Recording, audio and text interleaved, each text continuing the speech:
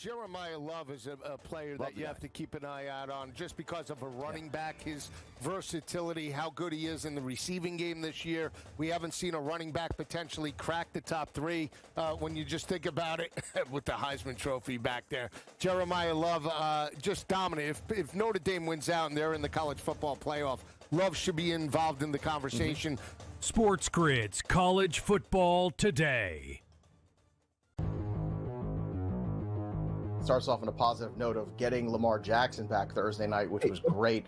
He threw for 200 yards, did not look rusty at all. He only rushed for 15, but he didn't really need that. Lamar Jackson also threw for 4 touchdowns, 2 of which going to Mark Andrews. So guess who's back and relative again at the tight end position now that Lamar's back? Oh, wait, it's Mark Andrews. No kidding. I mean, the guy just catches touchdowns. It's Lamar's favorite guy in the red zone. Fantasy Sports Today, only on SportsGrid. Fly Pelican, more like grounded Pelican. The Pelicans are 0-6 to start the season. Their main guys aren't their main guys. And it comes to a point where, what do you do if you are Joe Dumars and the leadership of New Orleans? Pro Basketball Today, only on SportsGrid. Blue Jays are going to be dangerous for years to come because they have money.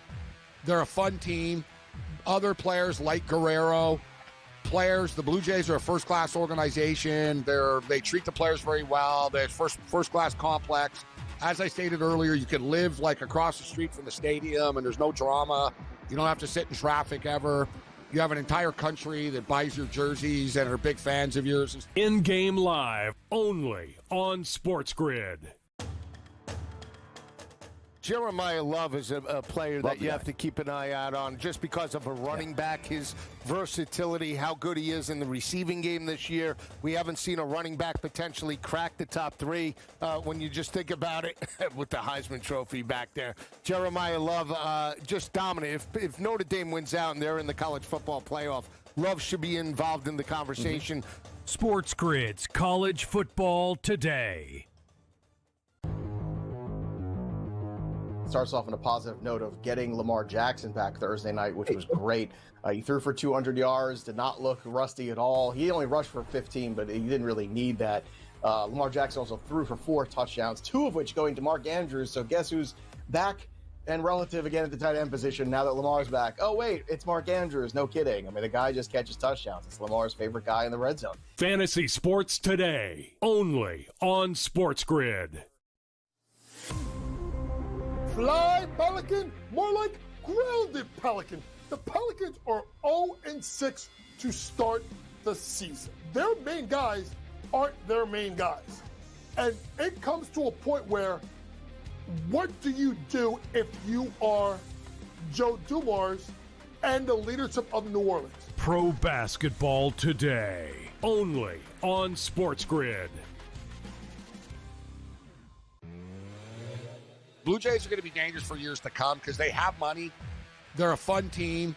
Other players like Guerrero, the Blue Jays are a first-class organization. They treat the players very well. They're first-class complex. As I stated earlier, you can live like across the street from the stadium, and there's no drama. You don't have to sit in traffic ever. You have an entire country that buys your jerseys and are big fans of yours. In-game live, only on SportsGrid. Jeremiah Love is a player that you have to keep an eye out on just because of a running back, his versatility, how good he is in the receiving game this year. We haven't seen a running back potentially crack the top three when you just think about it with the Heisman Trophy back there. Jeremiah Love just dominant. If Notre Dame wins out and they're in the college football playoff, Love should be involved in the conversation. SportsGrid's College Football Today. Starts off on a positive note of getting Lamar Jackson back Thursday night, which was great. He threw for 200 yards, did not look rusty at all. He only rushed for 15, but he didn't really need that.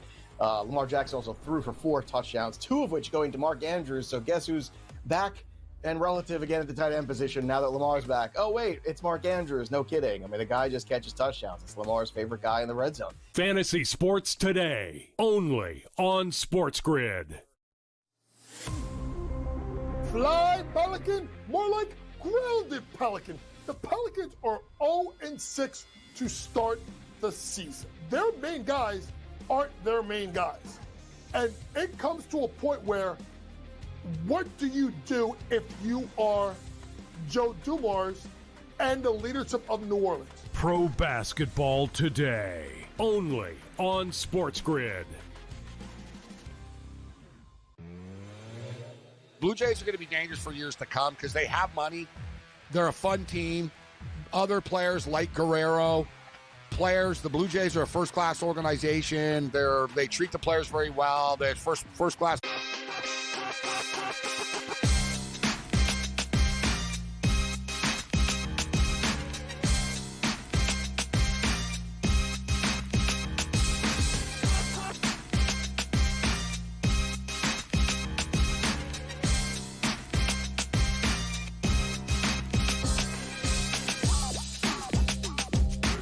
GameTime Decisions live on SportsGrid. Kevin Walsh with you on this Thursday night right here from the Decisions desk as we get set for not a loaded Thursday night. That would be misleading.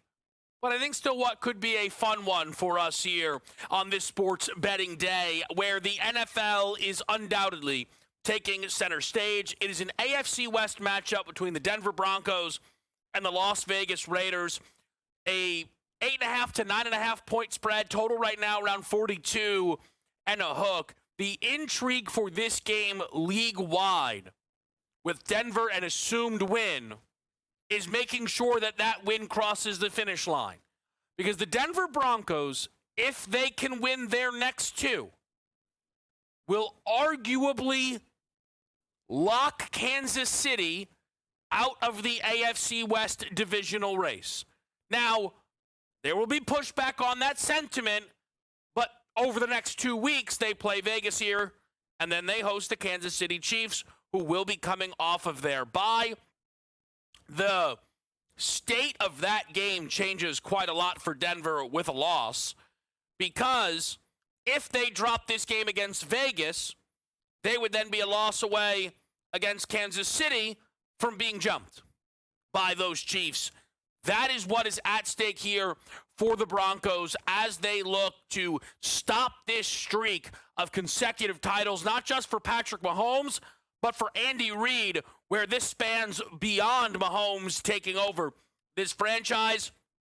It took a little bit for the market to move this way, but you see Denver is actually booked as the favorite in this division, despite Kansas City being booked as the favorite for the Super Bowl. I mentioned it's not a monster night. Why? NBA leaves us with just one, loading up for tomorrow's NBA Cup. The NBA, aware enough at least that back-to-backs are a huge issue, do not have anyone playing before the Cup outside of the Suns and Clippers, and yet that still doesn't stop us from getting a very unhealthy team in LA. No Harden, no Kawhi. It sets Phoenix up as a light favorite here at home against the team who was supposed to be tiers above them in the Western Conference. Jalen Green makes his Phoenix Suns debut on this Thursday night as well. But basketball-wise, the college basketball board steps up a bit. Certainly a lot more than it did on Wednesday. These aren't great games, but you at least get 4 top 25 teams playing. Louisville against Jackson State. Florida, off that loss in the opener to Arizona, will host North Florida. Iowa State versus Grambling. And then Auburn, who was nearly taken out in their opener by Bethune-Cookman. They had to win in overtime. They're in action tonight. They're a 23.5-point favorite to Merrimack at home. College football-wise here on this Thursday, not a major night, but it's certainly an important one for South Florida, just to maintain the first game on the board's App State, Georgia Southern. But with this South Florida UTS game, the Bulls play a Roadrunners group who profiled as a dangerous one heading into the year. They've not lived up to the billing, but they certainly looked it in their most recent outing against Tulane, where Owen McCown had one of the best games any quarterback has played all season. 31 of 33 for 370 yards, 4 touchdowns, no interceptions. He was brilliant in that football game. South Florida cannot drop this. They really can't likely drop another game on this schedule if they want a seat in that championship game for the American Conference, which profiles as the most likely conference to be represented by that G5 auto bid. On this Thursday night, we will not only be talking about what you can bet on, we will talk a little bit about where you can bet and for how much longer that is the case. Big news in the sports betting arena, which is that ESPN Bet will soon become the Score, and how this new partnership could potentially impact bettors. Why this all happened, we will talk about that a little here as well on Game Time Decisions. May even put our eyes a little bit in the rearview mirror and what we saw on Wednesday night in the matchup between the Lakers and the Spurs, as Luka Doncic did outshine Victor Wembanyama in that game. What does it mean? What did we see? Well, we'll talk about that as well. But on this Thursday night, we are, as always, joined by our guy, Donnie Rightside, to help us break down what is still to come. What is he like here between Denver and Vegas? And what is the weekend going to look like here, especially after the first unveiling of the College Football Playoff Committee's rankings? We'll talk to Donnie about that next on SportsGrid.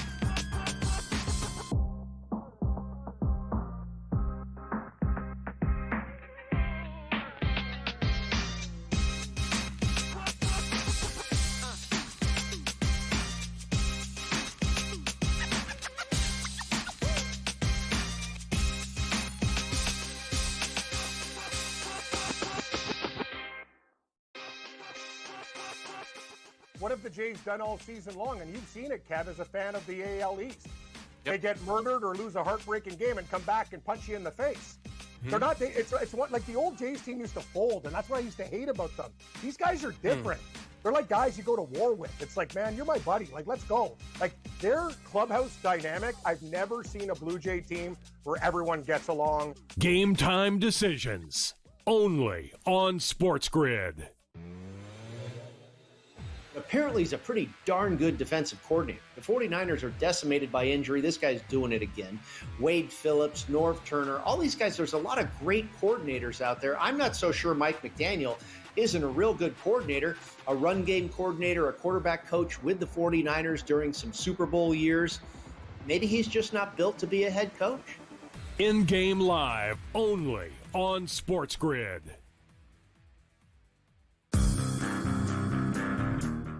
I think a divorce is coming. I don't think LeBron finishes the year with the LA Lakers. And the trump card he tried to play has backfired on him big time. And I'm here for all the smoke. I got my marshmallows. I got my skewers. I got the fireplace. I'm going to sit back, kicking my feet, and watch the LA dysfunction play out in real time. The Craig Carton Show, only on SportsGrid. Governor calls you out in the football state. You're out. And it was so funny, too, because after he fired Kelly on Sunday, right, Woodward released a statement that said that, you know, in effect, that he was still in charge of the athletic department. Well, you didn't check with the governor because apparently he had other plans for the athletic department, and you're not in them. The Early Line, only on SportsGrid.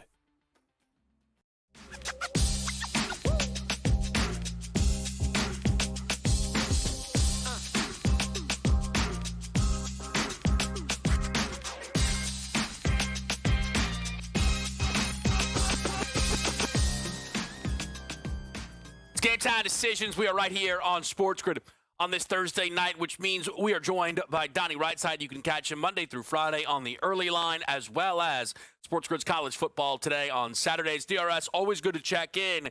We don't get to talk as much as we used to, so I always like to, at Donnie Rightside, which I noticed, right? I was like, he changed it up a little bit. That was a little bit ago. But I like to see what's going on here. And I saw something tonight that surprised me a little bit. Yeah. Which was only one game in the NBA. Brutal. Yeah. Is Donnie Rightside a nightly NBA bettor right now? Yeah, here's what we've been doing. And understand this. If you are handicapping the NBA, it is the ultimate crapshoot, which means you flip that coin, it goes up in the air. You look in the morning to see if you won. You know, it's been satisfying, and it's always worked well.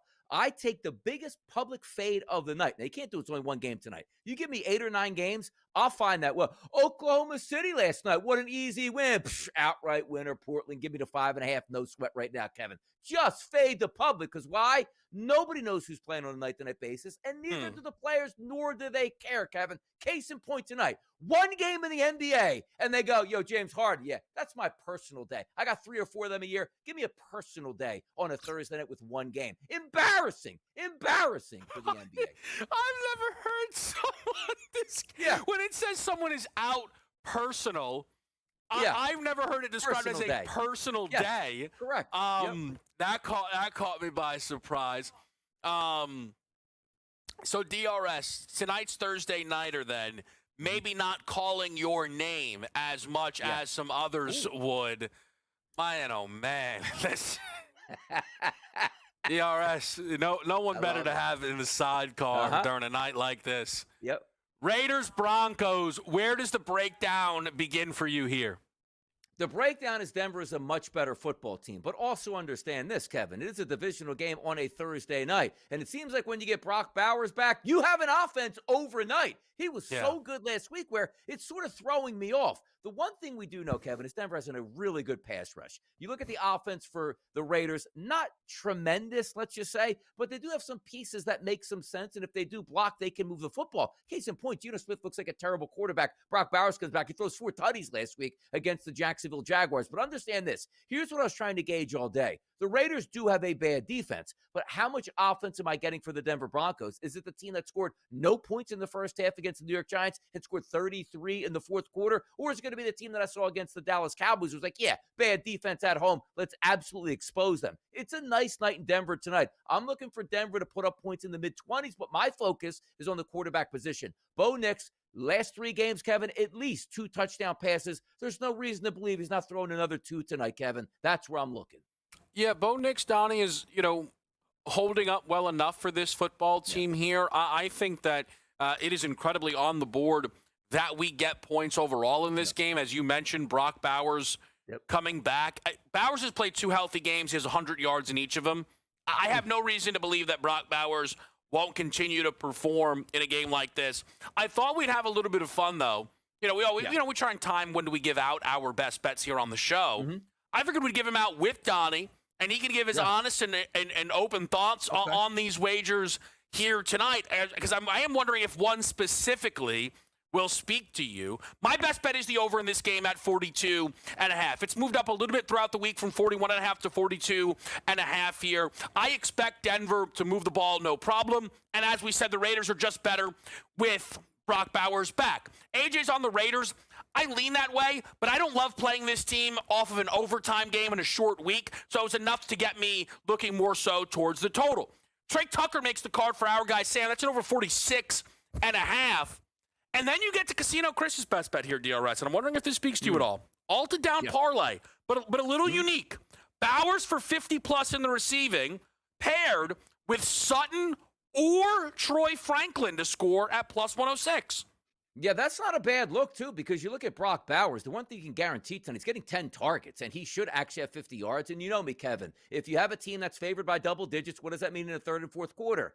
Oh, Vegas isn't running the football. They're throwing the football. I do think that makes a lot of sense. The Trey Tucker one is interesting because he's the true A1A now. This guy's playing 90% of the snaps here for the Vegas Raiders, and specifically when he trade Jacoby Myers, who else is stepping up? I don't know, but the one thing I do know is he's going to get those targets. The Raiders plus 9.5 makes some sense here. It is a Thursday night game, and Kevin, your over 42 also does the same. If I have to pick, the best one out of it, it's got to be Kofsky, man. It's got to be Kofsky. I agree. Come on, man. I agree, DRS. I mean, fantastic. Stuff. I agree. It, I He's agree. ready to get banned. I agree. Listen, an Alta down special. He clearly learned from the school of DRS. That's the only way to see it here.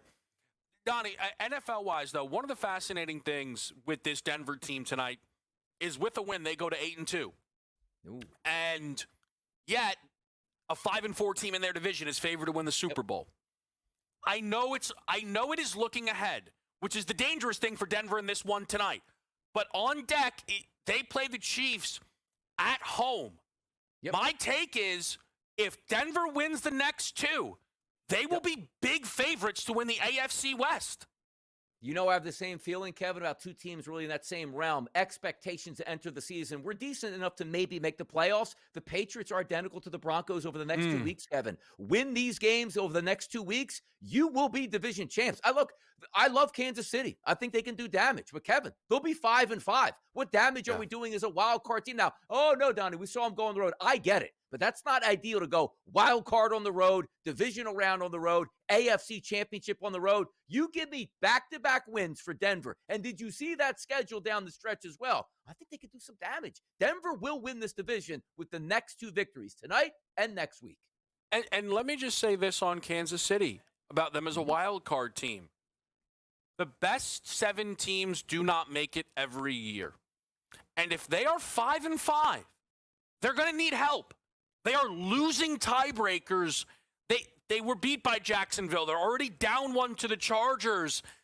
This is a team in the Kansas City Chiefs who will be playing their biggest game of the season next week. We will see what the vibes will look like. We're going to keep DRS around here, though.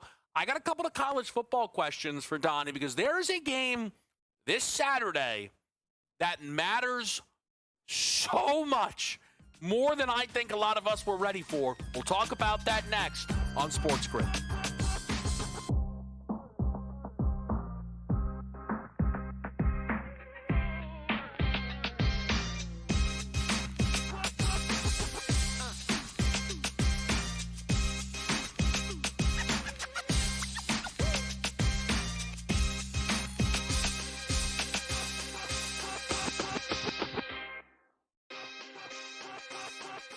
What have the Jays done all season long? And you've seen it, Kev, as a fan of the AL East. They get murdered or lose a heartbreaking game and come back and punch you in the face. They're not. It's what like the old Jays team used to fold, and that's what I used to hate about them. These guys are different. They're like guys you go to war with. It's like, man, you're my buddy. Like, let's go. Like their clubhouse dynamic. I've never seen a Blue Jay team where everyone gets along. Game time decisions only on SportsGrid. Apparently, he's a pretty darn good defensive coordinator. The 49ers are decimated by injury. This guy's doing it again.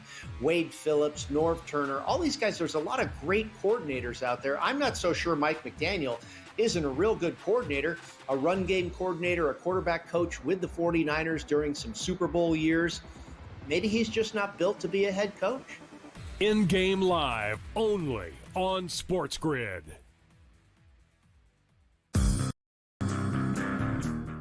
I think a divorce is coming. I don't think LeBron finishes the year with the LA Lakers.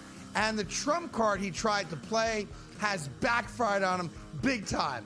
And I'm here for all the smoke. I got my marshmallows. I got my skewers. I got the fireplace. I'm going to sit back, kicking my feet, and watch the LA dysfunction play out in real time. The Craig Carton Show. Only on SportsGrid. Governor calls you out in a football state, you're out. And it was so funny, too, because after he fired Kelly on Sunday, right, Woodward released a statement that said that, you know, in effect, that he was still in charge of the athletic department. Well, you didn't check with the governor because apparently he had other plans for the athletic department, and you're not in them. The Early Line, only on SportsGrid.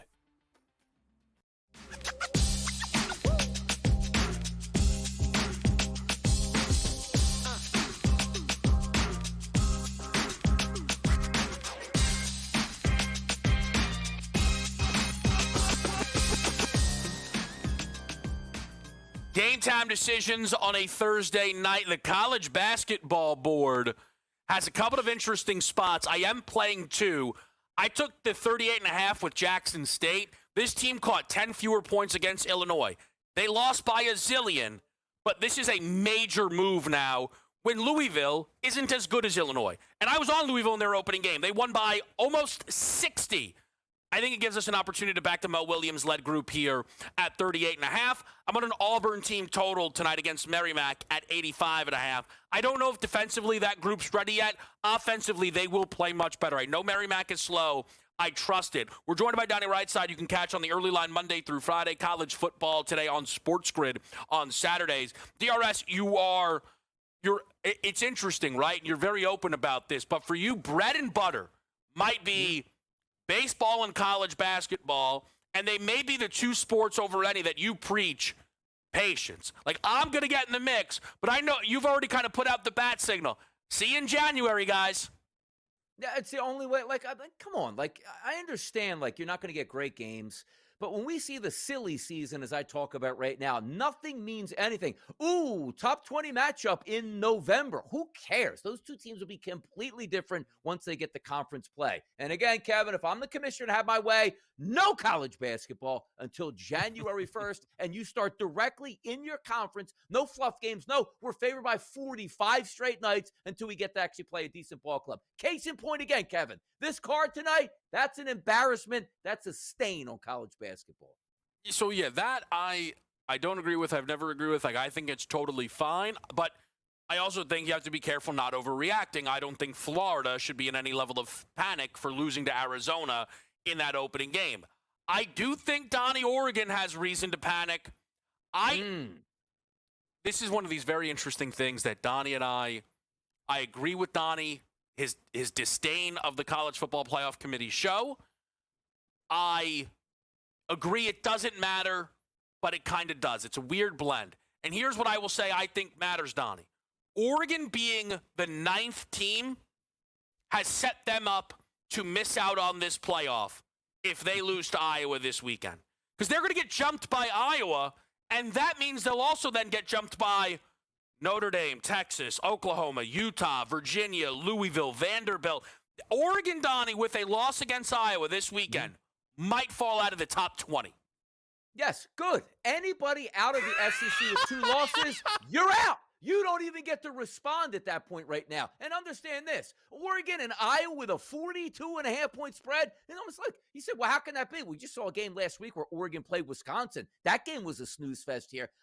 Every time I see Iowa play football, I just want them out. I want them to lose 4 and 5 and 6 games and just get them out of my life. But understand this, Oregon loses this weekend, you are out. I don't want to hear about, come back down the stretch and we might be able to sneak in. Nope. 2 losses in the Big Ten, you are out. And if you lose to Iowa, get out of here. Enough. I think it is such an interesting thing. I know that DRS, you don't have a tolerance for much outside, though, of the SEC. But last year, the Big Ten actually ended up with more teams in the playoff than the SEC. The Big Ten is a respected conference. They have the top 2 teams by the committee. But you really do have this potential for a lot of beating up of one another. I think the rest of the way, we could end up with 2 of the 4 byes going to the Big Ten and no one else from that conference being represented. Did anything else stand out to you, Donnie, from the first set of these rankings from the committee? No, not really, because I look at it and it's just a television show where they say, okay, slide this team in here, take this team out. Let's get talking points, Kevin. Next week, they'll give you 2 more talking points that you didn't understand. And understand this, nothing means anything until the final game of the season. When that's done, hey, look, here's the playoff. Can you imagine, Kevin, the NFL doing a show on ESPN and going, all right, here's the breakdown of who's going to make it into the NFL playoffs. And go, what are we talking about? Over a month and a half left in the college football season. Stop the madness right now. Just let it play out. And of course, teams will play it out, and you're not going to have too many arguments this year. You're not. And this is what I talk about as always, where I agree and disagree. I agree with everything Donnie just said, but that's why the show bothers me, because I think they set themselves up now to go from these rankings every week, because we have to do the show every week. By the way, Kevin, you notice where they put Notre Dame? Yeah, Notre Dame's in. They're doing that on purpose. Notre Dame's also not 12th or 11th coming in. Like, Donnie, and I know that you've been talking about this for, on CFT, but also there is not a soul alive outside of maybe that maniac who we will be joined by a little bit later, who doesn't think Notre Dame isn't one of the 10 best teams in college football. Just a bit. DRS, we appreciate it as always. Some big news in the betting space today. We'll talk about it next.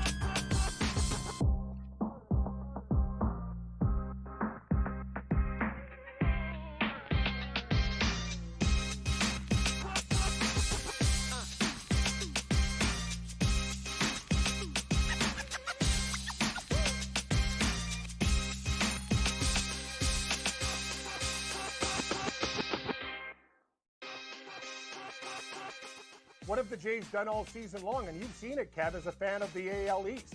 They get murdered or lose a heartbreaking game and come back and punch you in the face. They're not. It's what like the old Jays team used to fold, and that's what I used to hate about them. These guys are different. They're like guys you go to war with. It's like, man, you're my buddy. Like, let's go. Like, their clubhouse dynamic, I've never seen a Blue Jay team where everyone gets along. Game time decisions. Only on SportsGrid. Apparently, he's a pretty darn good defensive coordinator. The 49ers are decimated by injury. This guy's doing it again. Wade Phillips, Norv Turner, all these guys, there's a lot of great coordinators out there. I'm not so sure Mike McDaniel isn't a real good coordinator, a run game coordinator, a quarterback coach with the 49ers during some Super Bowl years.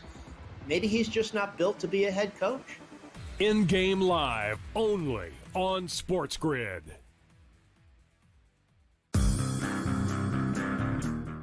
I think a divorce is coming.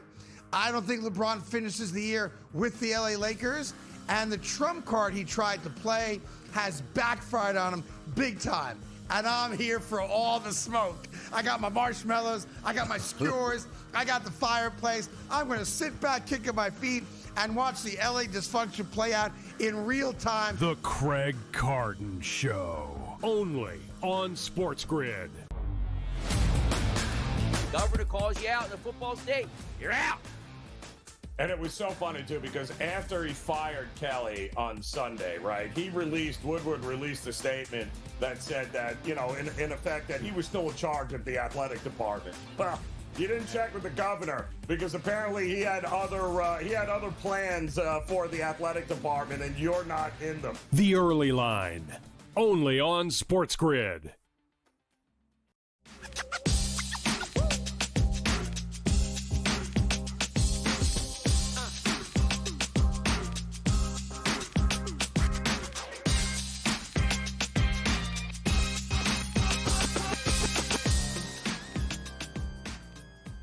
With you here on SportsGrid, it is game time decisions. Kevin Walsh on this Thursday night. And there were some huge decisions made today in the sports betting space to help us try and understand a little bit about what is going on. We bring in Ryan Butler. You can find him on X at Butler Bets. Does some excellent work over there. He's been on fire today covering this stuff. So, Ryan, we really appreciate you making some time.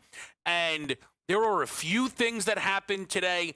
We'll start with, at least shoe number one to fall and the big headline story that ESPN bet is no more. What was your big takeaway from this playing out, that it's now going to be the score bet as Penn looks to pivot for the second time in short order? Yeah, the biggest takeaway isn't so much that this is over, it's that it happened so quickly. It was a 10-year deal. They had a three-year out, both parties, but they decided they couldn't even make it 2 years with it. So the timing was just crazy to go from all that investment, all that time, all that marketing, and they didn't even make it to the 2-year mark. Now, was it surprising overall? No. Penn and ESPN that had really struggled. They had yet to turn a profitable quarter at a time when 6 other competitors were doing so pretty routinely. They were, fighting for scraps, but some of the other smaller sportsbooks they were competing with had spent a fraction of the money that Penn had invested. Overall, it's at least $3 billion just in different marketing ploys. They were giving ESPN $150 million a year just to use the brand, and they weren't even coming close to breaking even. So, no, not surprising that this happened. It's just surprising that it couldn't even make it past 2 years. Can I ask you, in your perception of this, did ESPN, how do they feel as if they didn't help this market share at all? Did it not matter to them? Are they unfazed by this partnership being broken? So it definitely mattered to them. Part of the contract was they had to have certain revenue share thresholds. They had to, get X percentage or whatever of the total market overall. So they were definitely invested in it. It just, there wasn't necessarily, if they had to get, their goal originally was 20%, which they ended up with about 2 to 3%. But there wouldn't have been a big difference if it had been 9 or 10 or 11. It wasn't per capita, but it was just still the reputation, the investment, the commitment, realizing what this looked like. It was in a dream scenario, the 3-year deal, they were going to renegotiate it And Penn was going to have to pay them more money than the $150 million a year. That was kind of the dream behind it. A 20% market threshold was, in retrospect, is pretty crazy when DraftKings and FanDuel are both about 30 to 40%. So right there, you got 2/3 of the market, and everybody else is just kind of fighting for single digits. So yeah, I don't think ESPN is super cracked up about it. They announced a deal with DraftKings minutes later just to kind of replace this. I think the biggest takeaway is that it wasn't that ESPN is giving up on gambling; it's giving up on Penn. Okay, and that's why we then get the news about the score bet. Now, my at the moment take on this is it's actually going to be short-term good for bettors, because when things like this come about, books go out of their way to try and get you in. Today, ESPN bet 100% profit boost on a parlay. Those are rare to come by. Look, it's max $10, but it's they start giving out. And I imagine when the score bet goes live, there'll be a deposit bonus, and there'll be this and this just to get people in the door. How do you feel short term? Is this good for bettors, this news today? Yeah, somewhat. I would say it's roughly even. You are absolutely right. This probably sparks things. So they were spending $150 million just to give to Disney, ESPN. They said today that they're going to use that on marketing themselves, and that'll include free bets, things like that. So that's a good opportunity with it. They're better integrated into the Penn environment. It's actually a long story, but back in the day, I learned how to bet on horses from a Penn track in West Virginia. So there's 40 of those casinos. They're going to be better integrated with that and maybe that type of customer. So I think there's a lot of positives. I think the biggest takeaway, Kevin, that we have to look at, and what I'm trying to stress the word, is that yes, ESPN bet is gone, but your account information, your balance, your futures bets, those are still exactly there. They said today on their earning call, it's basically it's going to be the same exact sportsbook app, for better or worse, just with the score bet branding on it instead of ESPN bet. So everything that's there, all their parlay capabilities, their traditional bonus structures, their type of promos they do, it's all going to be there. Your money is there, most importantly. It's just going to be less Stephen A. Smith.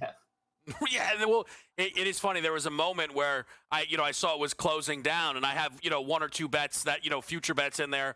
I'm like, oh, that'd be great if I can get my money back. Those aren't going to win, but it looks like those are going to be holding firm inside the score bet. So there was a second story today.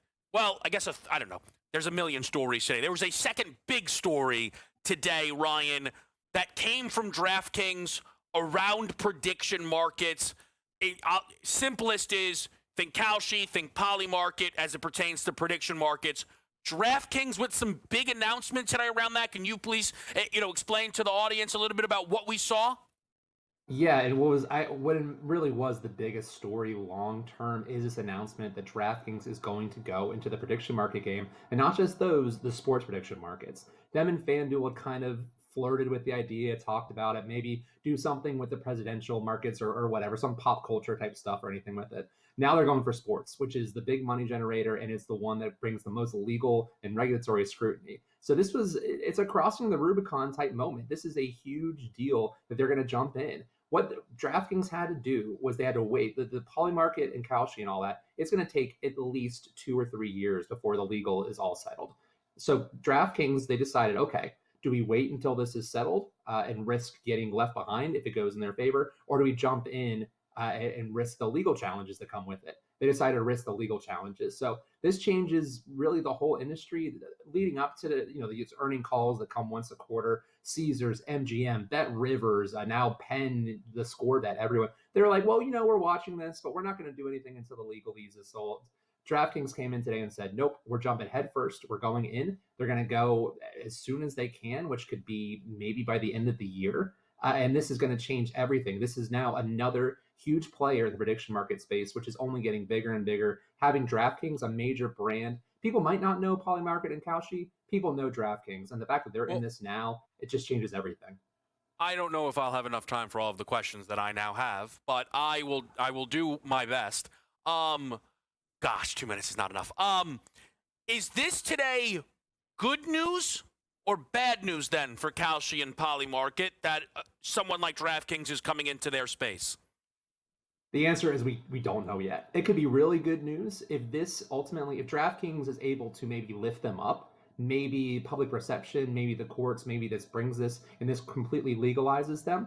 That's the positive. The negative is, yeah, you now have a major competitor. But the thing is, I've always thought with Kalshi and Polymarket, it was almost like if they won the court decision, if the Supreme Court, which is their goal, ultimately says you guys are allowed to do this as much as you want, well, they were still going to have to deal with DraftKings or FanDuel at one point or another, maybe a little bit different down the road, or DraftKings or FanDuel were going to come after them, or Amazon or somebody was going to come buy them. You know, it was ultimately someone was going to attack them. So now it's interesting that it could be here early.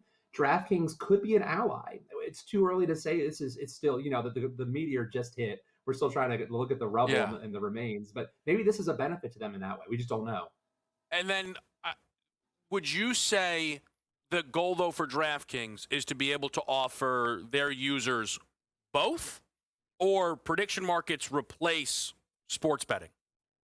The goal would be down the road, everything is a prediction market. And the sportsbook, you know, is just considered a prediction market. That is the dream scenario. Getting there is not going to come easily, and that's much more difficult. In the meantime, what they're doing is states like California, Texas, where you don't have any legal sports books, that's where they're going. They're not going to New York. They're not going to Nevada. They're going to California and Texas, realistically, some of these states, and they're going to try to offer this platform, which prediction market does not offer as much as a sports book. It's much more limited. Still, they're going in there offering these bets and going until the courts or the regulators or God or someone stops them. Man, oh man, what a day. And that was really only like 10 minutes of my day. I can only imagine for you. Ryan Butler, incredible stuff. We appreciate it. We'll be right back on SportsGrid.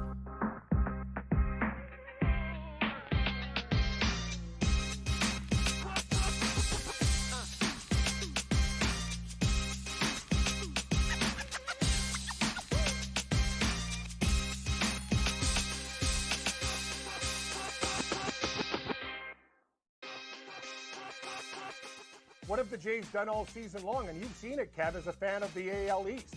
They get murdered or lose a heartbreaking game and come back and punch you in the face. They're not. It's what, like the old Jays team used to fold, and that's what I used to hate about them. These guys are different. They're like guys you go to war with. It's like, man, you're my buddy. Like, let's go. Like, their clubhouse dynamic, I've never seen a Blue Jay team where everyone gets along. Game time decisions, only on SportsGrid. Apparently, he's a pretty darn good defensive coordinator. The 49ers are decimated by injury. This guy's doing it again. Wade Phillips, Norv Turner, all these guys, there's a lot of great coordinators out there. I'm not so sure Mike McDaniel isn't a real good coordinator, a run game coordinator, a quarterback coach with the 49ers during some Super Bowl years. Maybe he's just not built to be a head coach. In-game live, only on SportsGrid.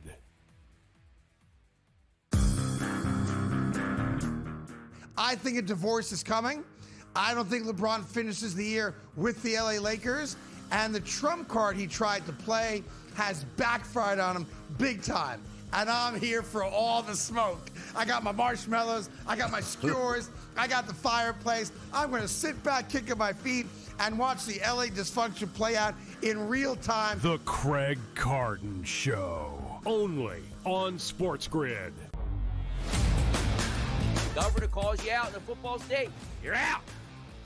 And it was so funny, too, because after he fired Kelly on Sunday, right, Woodward released a statement that said that, you know, in effect, that he was still in charge of the athletic department. Well, you didn't check with the governor, because apparently he had other plans for the athletic department, and you're not in them. The Early Line, only on SportsGrid.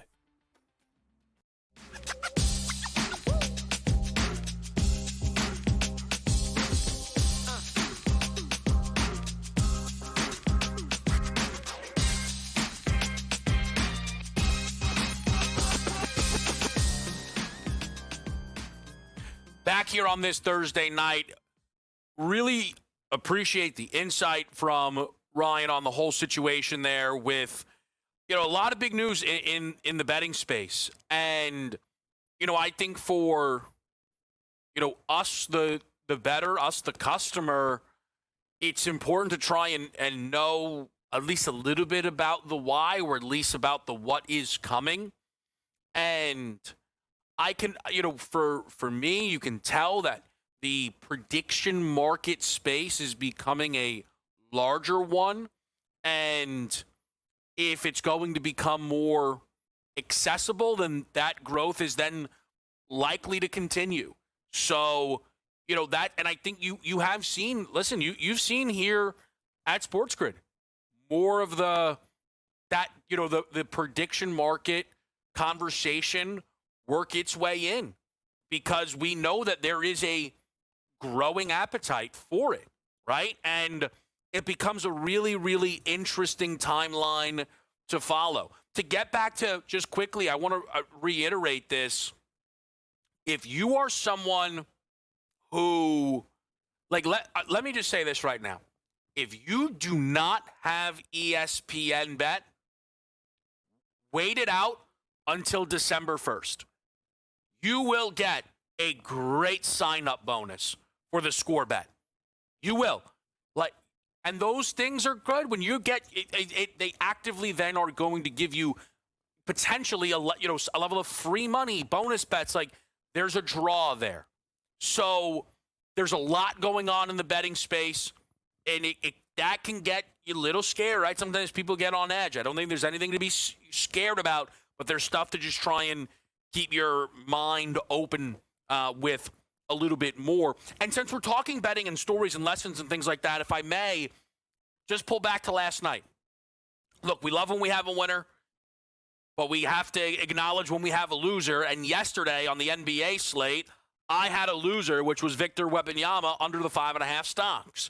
The primary driving force of that bet was, him blocking a ton of shots. I thought maybe he could get it on blocks alone. It felt like a game where Wemby was going to be super dialed in, coming off of one of his worst games, certainly his worst game of the season, but his worst game in, quite some time. I felt both sides of the ball, you would feel his impact. And to some degree you did, and to some degree you didn't. But it was a very interesting watch. I am sure I am no different than a lot of you. When you bet a guy, when you're invested, you watch a lot of the game through his lens, right? If you tonight are loaded up on a Cortland Sutton prop, you're going to watch the Sutton routes, maybe more so than, R.J. Harvey's blocking assignment in the game. So I'm watching Victor Wembanyama, again and again and again. I have never lost a bet by so much, and at no point, even slightly, do I think the player's performance had anything to do with it. I don't know how Victor Wembanyama ever blocks a shot.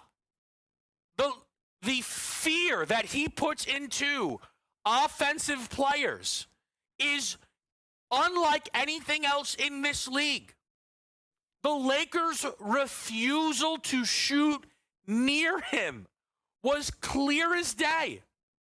It was remarkable to watch. And he impacts the game defensively so much. There is no doubt that he is the best defensive player in this league. I will say, though, Victor Wembanyama's opening game of the season was as good of a game as we will see all year long. 40 points, 15 rebounds, 70% from the floor, 3 steals or 3 blocks, a steal. But that game did get people a little crazy. The ceiling for Wemby is Olympus. He's not there yet. He will be. He will win multiple MVPs in this league as long as he stays healthy. He won't win MVP this year. And he is not the best player in the NBA yet. He's not the second best player in the NBA yet, or the third, or the fourth. If you look at the NBA's MVP market, the books have told you who the guys are. And to me, with Wemby's inclusion is more about protection than projection. It's Shea, it's Luka, it's Jokic, it's Giannis, and that's it. The MVP award will be won by one of those 4 players because those are the 4 best guys in the league.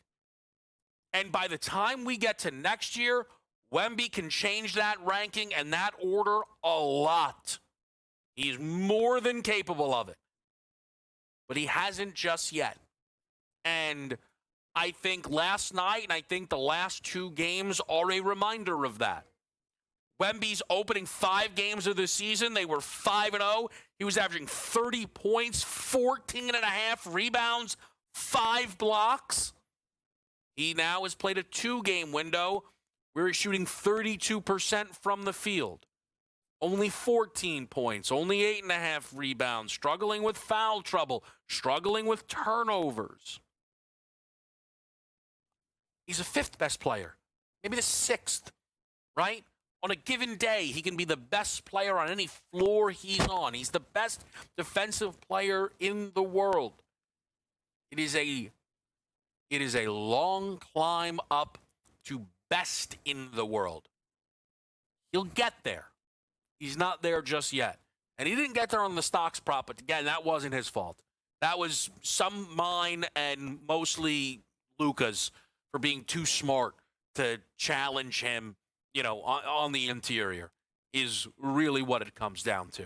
We're going to take a quick break here on SportsGrid. We still have plenty lined up for you. We might, let's get the people a bit of a treat. Touchdowns, anyone? It's a Touchdown Thursday, jackpot style. Raiders heavily featured. Chris is on Bo Nix. Got to respect it. I'm on Trey Tucker. AJ's on Jack Beck. Sam's on both. Outrageous. 47-1. What an outrageous. You can't even do that with the jackpot. So he's really cooking the books here. We've got our guy Marcelino Ortiz joining us next, right here on SportsGrid.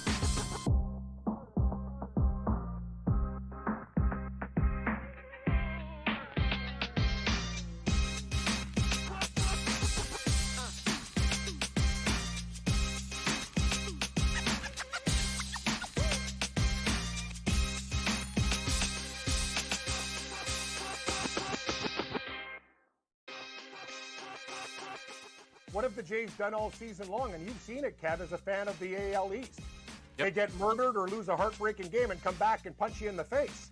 They're not. It's what, like the old Jays team used to fold, and that's what I used to hate about them. These guys are different. They're like guys you go to war with. It's like, man, you're my buddy. Like, let's go. Like, their clubhouse dynamic, I've never seen a Blue Jay team where everyone gets along. Game time decisions, only on SportsGrid. Apparently, he's a pretty darn good defensive coordinator. The 49ers are decimated by injury. This guy's doing it again. Wade Phillips, Norv Turner, all these guys, there's a lot of great coordinators out there. I'm not so sure Mike McDaniel isn't a real good coordinator, a run game coordinator, a quarterback coach with the 49ers during some Super Bowl years. Maybe he's just not built to be a head coach. In-game live, only on SportsGrid.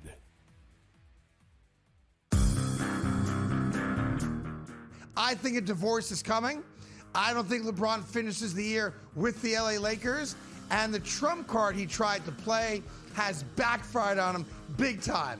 And I'm here for all the smoke. I got my marshmallows. I got my skewers. I got the fireplace. I'm going to sit back, kicking my feet, and watch the LA dysfunction play out in real time. The Craig Carton Show, only on SportsGrid. Governor calls you out in the football state, you're out.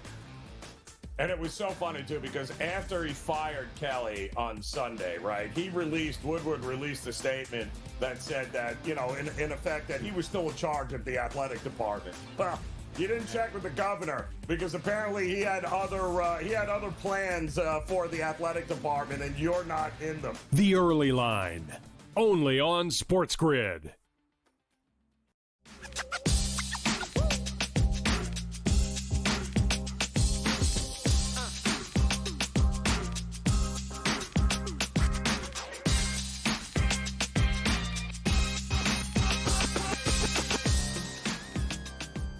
It's game time decisions on SportsGrid on a Thursday night. You know what that means. Marcelino Ortiz is with us here on Game Time Decisions. Marcelino, how are you?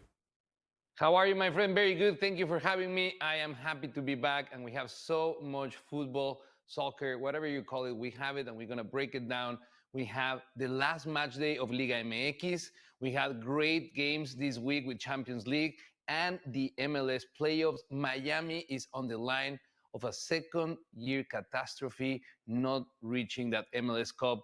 So we have a lot to talk about. So let's then start with Miami and give us an idea, Marcelino, where they sit now and how confident are you on them moving forward? At the beginning of the series, I was completely sure that Miami was going to be the one taking this. But after seeing the performance of Nashville, I have doubt. Also, because one of their key players is going to be out. Luis Suarez has been suspended for this game after review post-game that he committed a flagrant foul, a kick to an opponent, Andy Najar, and now he will sit out this crucial game. That cuts the firepower for Miami to almost half. But I still believe there's opportunities to make money. I think Miami will go and advance. I think that they will win, but with their caveats. I think only Messi will score. This is going to be a low-scoring game. I think that's on the under because Nashville is going to be, it's going to be hard for Nashville to give up this easily. So I believe that there's going to be little room for a lot of goals, and Miami will take the edge with Messi scoring. Now, Marcelino, if you look at the outright market for the MLS Cup, it is Inter Miami still in front. But if this game does not go their way, it means there's a lot of value behind them, right? There's a lot of value. That's exactly right. If they so happen to move forward right now, if you get into that prop, I think there's a lot of value. They're not the favorites by far. I think there are other teams that right now are showing more promise. One of them, the black and gold LAFC. Son and Buanga are unstoppable after what they did and how quickly they went. But they still have Vancouver, so they have a hard path. But Miami right now, it's a good price for winner of the MLS Cup. That's an interesting one to follow there. Very curious to see if Miami can kind of hold up. We talked about this last week with Marcelino, that Messi's committed himself to to Inter Miami for the long run. So if they fall short here, what does that offseason look like? Is there another big name that they try and get to this club and bring in? I think it's going to be a really interesting one to follow. The action this weekend that's caught your eye, Marcelino, over in Mexico. What's the first game really standing out to you? In Liga MX, we find the last season. Let's talk about Tigres versus San Luis. I think this is a very interesting game. You can actually watch this game here in Latin Nation on Saturday, so we can help you out. In paper, Tigres should win this game. They're at home, and they are already qualified in third place, so they might play a little loose. I think that there's an opportunity for San Luis. San Luis has nothing to lose. It's their last game. They're already out of the combination, but they finished the tournament really, really strong. So the price is right. Tigres might come and just, reserve their top players for the Liguilla, for the playoffs, and play with a lesser squad, giving San Luis the opportunity. The tie, I think that's the best opportunity to make some money. And then late night, our second match featuring Cruz Azul as a favorite on the road.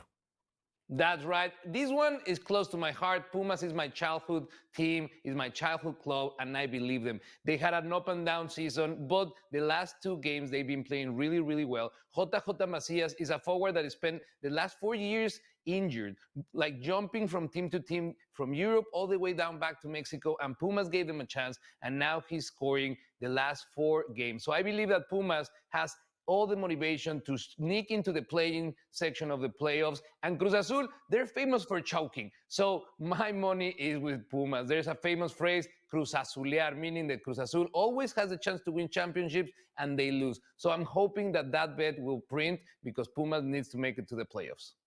Quickly, Marcelino, before we let you go, I see you're wearing the Liverpool kit. Big win this week against Real Madrid.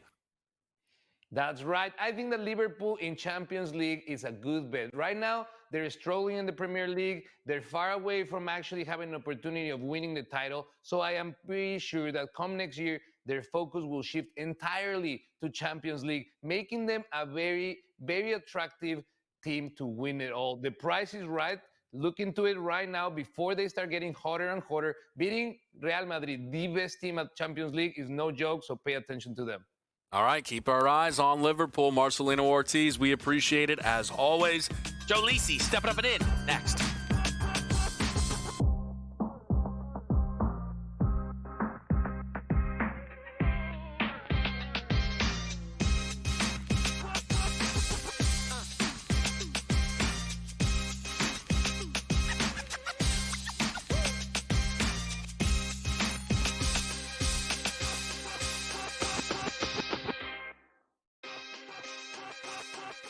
what have the Jays done all season long? And you've seen it, Kev, as a fan of the AL East.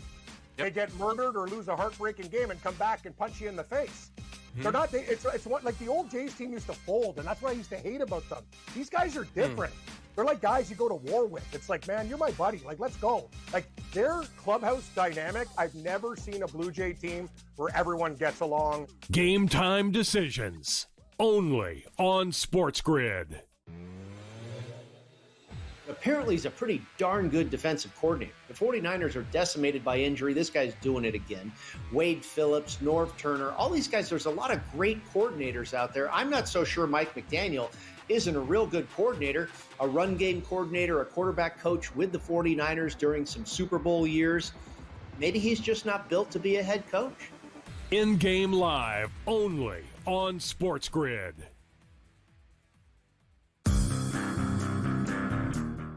I think a divorce is coming.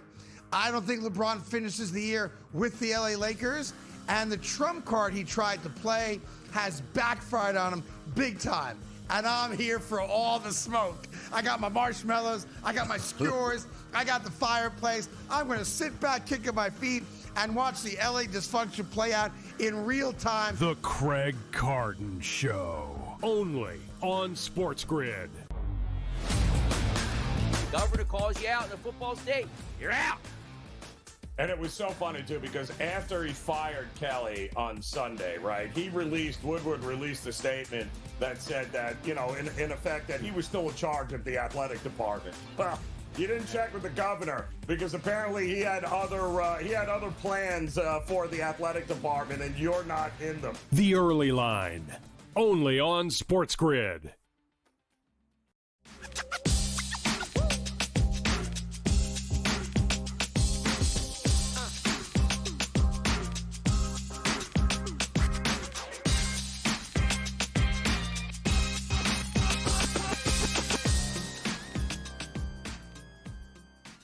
Game time decisions on SportsGrid. And folks, listen, it's live TV. It's live TV. And we wanted to have Joe Lisi on, but I know when it looks like it's not going to happen, and that's where we are right now. This internet connection is the worst I've ever seen, and I don't understand why it's this bad. He is coming to us live from the basement of a basement. I do not understand. That is just a quick taste. We can take him off now because I do not understand. It is, but hey, listen. Here's the thing, right? He showed up. The rest is on us. So there's your 30 minutes from Lisi we were banking on. Let's hit the live board. Jackson State catching a ton against Louisville. We're doing all right from beyond the arc early. Got 3 of them in. What an unbelievable start. It's a 14-point deficit. Let's talk a little bit more about Auburn and Merrimack, the Warriors.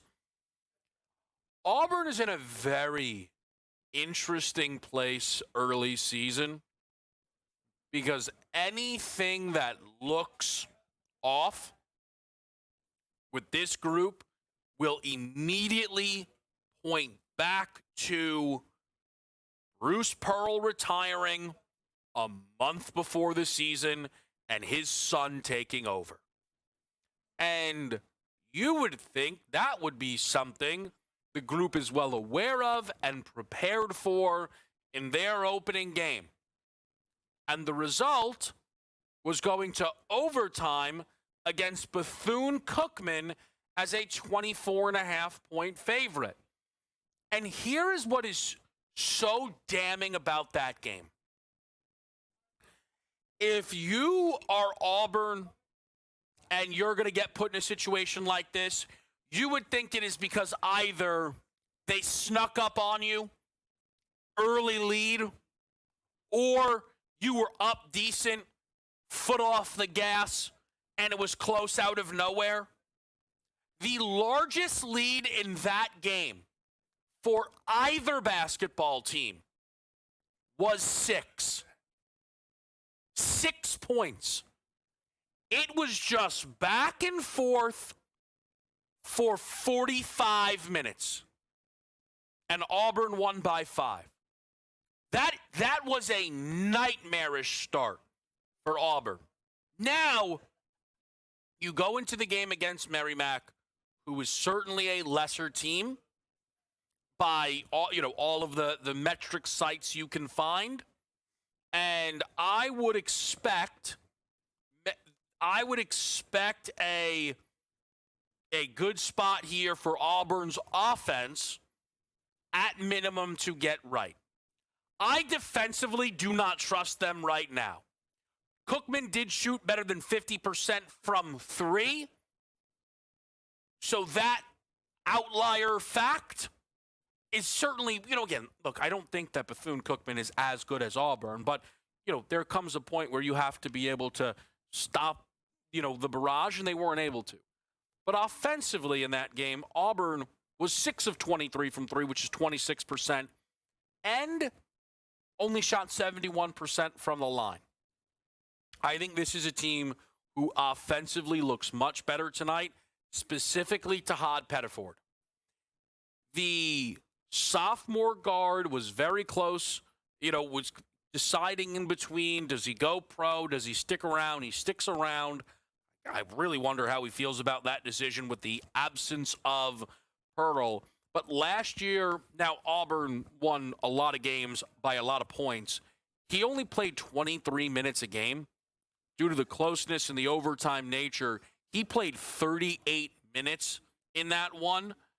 He did not play, he being Todd Pettiford, 30-plus minutes in a game until the final 5 games of the SEC regular season. He still in the tournament was at 28 minutes a game. Pettiford is a real interesting one to watch here in this game tonight for Auburn. Florida, as you guys know, my pick to win the national championship, a really interesting watch as well. Now, they're a 42.5-point favorite. I'm not betting this game. They should score $1 million. I'm not too, again, I am just curious to see, they're going to dominate the game. How do they dominate it? Both sides of the ball. Does the offense score 120? Is Condon, does Condon get right? Does the bench look good? That's what we'll keep our eye on with Florida. Well, surprise, surprise. Surprise, surprise. First upset of the night. Back and looking crystal clear. Joe Lisi. I What think is the up? password was wrong. I sort of think the password from the guys in the mothership. Yeah. I hear them laughing like a hyena in the background. I think that's what it is, to be honest with you. Yeah, the password was bad Wi-Fi, and you didn't think anything of it. You were like, all right, I had sounds no about issues right. all day today, Kev. I had no issues all day today. None. Yeah. Listen, hey, it happens, but you're with us now, and that's what matters. Lisi, let me start. Oh, okay. No, so that's how you want to play. We'll keep you for 2 minutes and we'll let you get out of here then, pal. I'm surprised you can make it. It is about 30 minutes until kickoff, but we're glad that you're able to be here with us on this Thursday night. On this Thursday night, though, there's some college football going on. South Florida, I think, maybe just picked off UTSA on their first pass. I don't have the cleanest eyes on this one, but are you betting any of the college football here on this Thursday?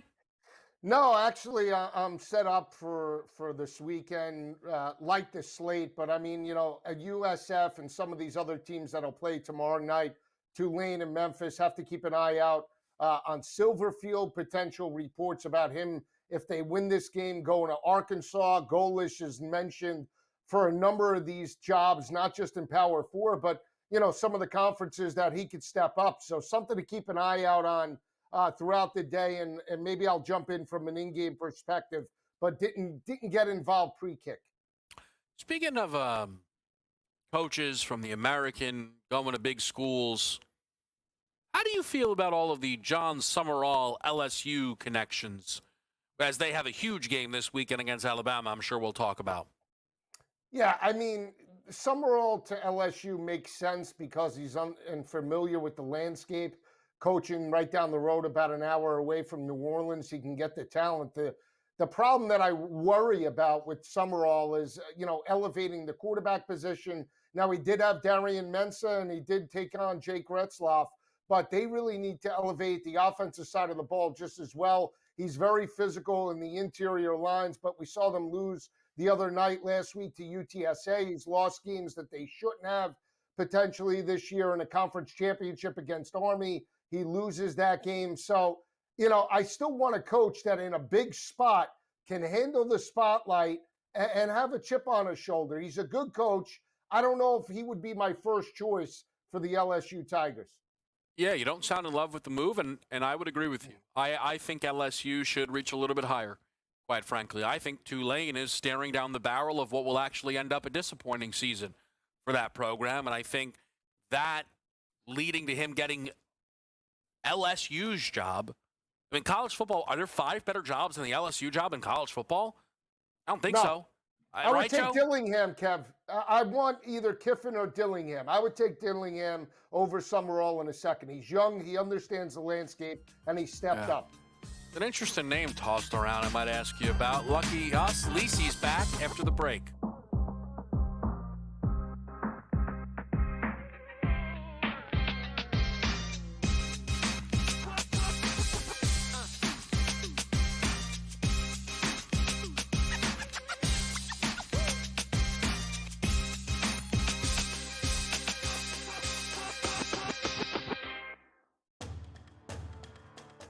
Jeremiah Love is a player that you have to keep an eye out on just because of a running back, his versatility, how good he is in the receiving game this year. We haven't seen a running back potentially crack the top 3 when you just think about it with the Heisman Trophy back there. Jeremiah Love just dominant. If Notre Dame wins out and they're in the college football playoff, Love should be involved in the conversation.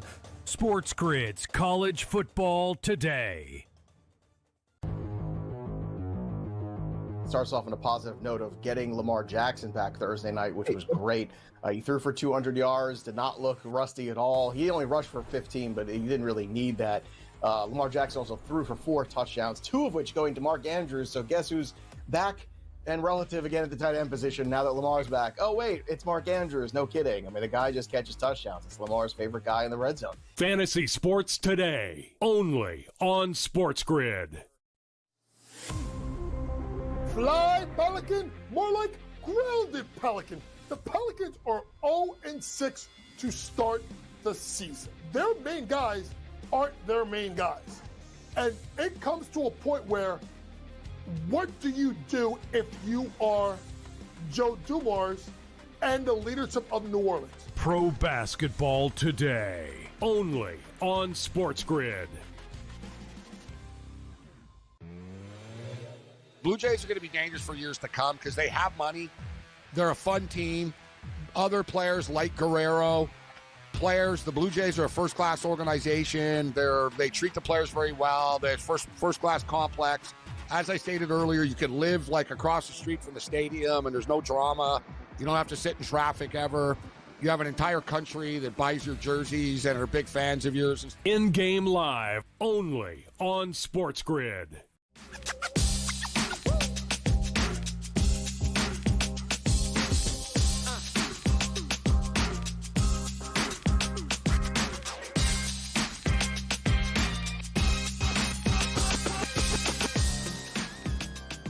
All right, we are settled in right now. It is Game Time Decisions. We are on SportsGrid. It is a Thursday night. I'm Kevin Walsh, and I am joined by the co-host of Pro Football Today with myself right here on SportsGrid, Joe Lisi, but also the co-host of College Football Today on Saturday. Joe, I just have a quick question for you. There was a very ominous report, if you will, from Josh Pate, a known name in the college football space, to keep an eye on Lincoln Riley during this coaching cycle. And I was curious if you thought maybe LSU was interested in Lincoln Riley and how you would feel about that. I hope not. He can't win a big game to save his life, so I hope Lincoln Riley doesn't go to Baton Rouge. But it doesn't shock me that he's trying to get out of California. He couldn't handle the big paycheck, couldn't handle the expectations in leading USC to a Pac-12 championship, and now he's looking for greener pastures with, I want to say, tempered expectations. He is the biggest, I want to say, overrated coach in college football. He has done less with more than any other coach in college football over the past 3 or 4 seasons. So say what you will, but he better not be roaming the sidelines in Baton Rouge.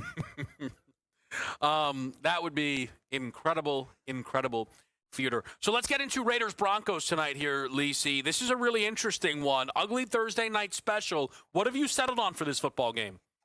I lean to the Raiders in the matchup just because of how they played against Jacksonville. The addition now of Brock Bowers in that offense. Now, granted, they shipped Jacoby Myers to Jacksonville, but it doesn't matter. He opens up everything for the passing attack with Geno Smith. Divisional matchup. I do like the Raiders with the points, but I'm with you. I'm on the over 41.5. Prop-wise, I do like Trey Tucker, secondary option potentially for Geno Smith. Took him at plus 330. For an anytime touchdown over his receiving prop. And I'm going back to the tight end for Denver. I'm going back to Evan Ingram. I think he potentially could hit pay dirt tonight at plus 290 and think he could break out with 50 plus. Lisi, interesting. Some of the names you mentioned, some of the names you didn't mention. Our team has put together a best bet card tonight. They want me to run it by you. They want your take on our bets because I'm wondering if they speak to you in any way. So we'll run through the best bets here. I'm on the over tonight, 42.5. You and I talked about that earlier this week. I think this game has some points on it. AJ's on the Raiders, catching 9.5. Sam's backing Trey Tucker, shopping in the Lisi aisle, 46.5. And I'm wondering what you think about this Chris best bet here. Brock Bowers, 50-plus, parlayed with Sutton or Troy Franklin anytime touchdown. How do you feel about those? I feel better about my bets now after looking at those. I mean, I'm going to have to ride it out with the Trey Tucker. I'm up against it, but I still think we can get through. I mean, you can cross off Bowers, Troy Franklin, and who was the second guy? Sutton, just a no shot to get through at plus 106. Do you feel better about Evan Ingram? I feel great about it. It's time to level him up a little bit. They didn't utilize him against Houston, but he's that's your favorite. Your favorite is when you bet a guy and they don't use him at all. That's one of your main breakdowns. Now, again, Houston's linebacker and nickel core took away Evan Ingram in that matchup. Game flow obviously favored the under. It was an ugly type of game. Playing at home and seeing how Jacksonville attacked that secondary with Trevor Lawrence. Again, I think there's multiple options. And Bo Nix has gone to Evan Ingram. They actually dialed up a couple of plays inside the red zone. They couldn't convert against the Giants, couldn't convert it in some other games down the stretch. I think he could potentially hit pay dirt and use them in multiple parlays tonight. So hopefully he can come through at plus 290. He's got great value. You're an Evan Ingram guy. Hey, I am. That reminds me, James Cook a little banged up this week. But he was speaking to Kay Adams. He said he's going to give it a go. Does this feel like a spot where James Cook maybe breaks out in the receiving game? Well, I mean, it's amazing that Josh Allen's eyes and neck only go to the right because he never looks at James Cook coming out of the backfield to the left. It's amazing. I don't know if he's got a pinched nerve or something, but the guy can catch. I mean, it's amazing. Yeah. We see this with quarterbacks throughout the NFL. It's almost like the NBA where it's isolation. You key on one guy, and we go to that player multiple times throughout the football game as opposed to looking through secondary and third options. Some quarterbacks do it, others don't. And Josh Allen and Stafford are two great two great options that just never go to the running backs coming out of the backfield sometimes. Well, he keyed him against Miami last time. 3 targets, 3 grabs, 10 yards. He keyed him against Kansas City in the AFC Championship game. He had 4 years ago. It's a good point. It was last year.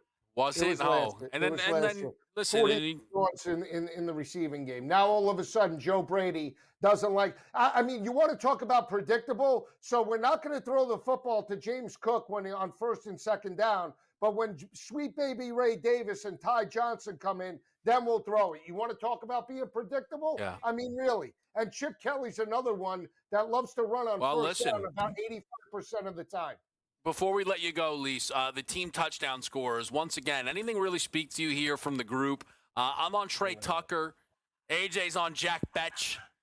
Sam's on both. How do you feel about Chris is on Bo Nix? I mean, even a blind squirrel gets a nut every now and then, Ingram, I should double down on Ingram now after seeing that.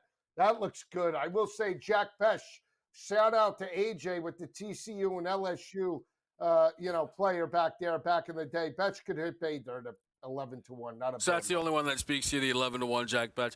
Look, that's interesting, though. I've been talking, Lacey, to people all day. You're the first person I've heard mention Evan Ingram. You might be the only one on him. Listen, he's a part of the offense. They acquired him, and they've utilized him in certain mismatch opportunities. Styles make fights. All right, guys, you heard it here first. Tweet at Go For The Chew as you watch Evan Ingram tonight. We'll be right back.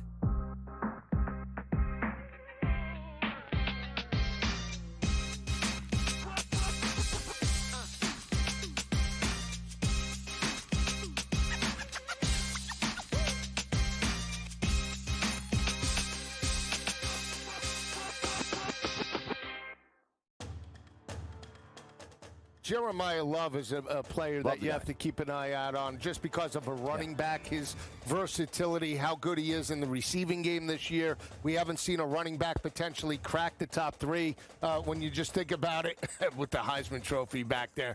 Jeremiah Love just dominant. If Notre Dame wins out and they're in the college football playoff, Love should be involved in the conversation.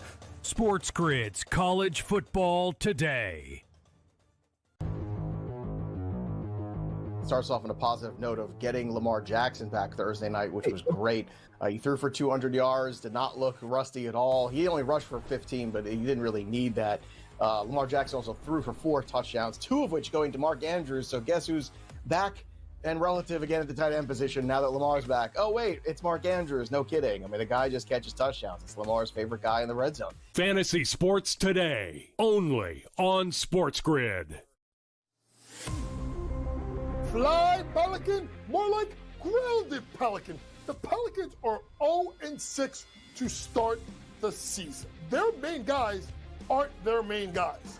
And it comes to a point where, what do you do if you are Joe Dumars and the leadership of New Orleans? Pro Basketball Today, only on SportsGrid. Blue Jays are going to be dangerous for years to come because they have money. They're a fun team. Other players like Guerrero, the Blue Jays are a first-class organization. They treat the players very well. They're first-class complex. As I stated earlier, you can live like across the street from the stadium, and there's no drama. You don't have to sit in traffic ever.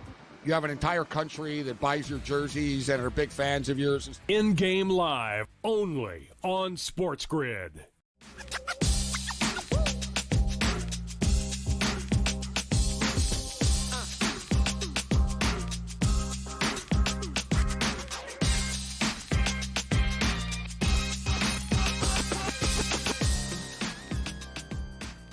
Quiet night here on the live board as we button this up before in-game live gets underway, but a lot of things are about to begin. Right now, the ice is the busiest. It's the Senators up on Boston early on the road, 1-0. Same score at the end of the first period in Buffalo, with the road team leading in St. Louis as well. Devils are tied with Montreal. High-scoring first period in Carolina with the Canes up 3-2 on Minnesota. And Sid the Kid goes first as the Penguins, going up against Ovechkin and the Caps, are leading early in that one. College football, South Florida has 14 points and 0 plays ran on offense.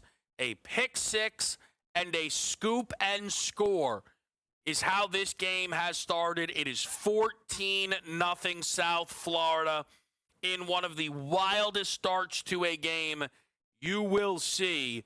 Much tamer in the Georgia Southern App State game. Their only madness was a failed 2-point conversion. It is 6-0 Georgia Southern in that one. College basketball board ranked action has Louisville up 20 at the end of the first half against Jackson State. The way these numbers work, that actually has us not on pace to cover, but live it believes so. It is a 36.5-point number. Small margin, I know, but I think we've got some hope here with Jackson State to keep it close. They're shooting well from beyond the arc. They're fouling a ton. Hopefully the refs can stop calling all of those. I'm not saying they're not fouls. I'm just saying it's going to be an ugly game. Jackson State loses this one by 33 here against Louisville, and that'll be fine for me. I still am going to be on Auburn coming up tonight. They're playing their team total over at 85.5. Offensively is how I trust them to bounce back. I lean their way. I actually lean over. I know Merrimack is slow. I think it gets us a low team total. Okay? This is a lower team total than we had against Bethune-Cookman, which got there due to the overtime. Would have only been 81. I know it's a faster team. It was a higher team total. Merrimack, to me, is just going to run into a very focused Auburn. I think that's the thing when you've got these massive point spreads, massive mismatches, is just how focused is a team going to be. You know, we saw an undialed UConn in the opener, a very locked-in Illinois, a very not locked-in Auburn in the opener. I think they're locked in tonight against Merrimack. Nothing for me on the NBA tonight. It's Phoenix, and it is L.A. I actually lean Phoenix.